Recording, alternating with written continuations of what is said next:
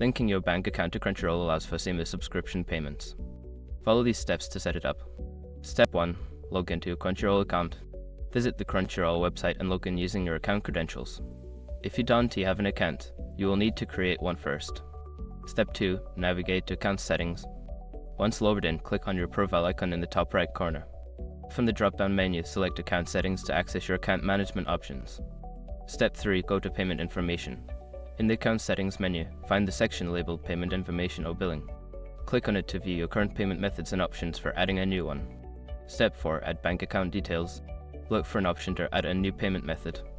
Choose bank account and enter the required details such as your bank account number and routing number. Ensure that all information is accurate to avoid any issues. Step 5. Confirm and save changes. After entering your bank account details, review the information for accuracy. Once confirmed, click the Save or Submit button to link your bank account to your Crunchyroll account. Now you are all set to enjoy your Crunchyroll subscription with your bank account linked for easy payments.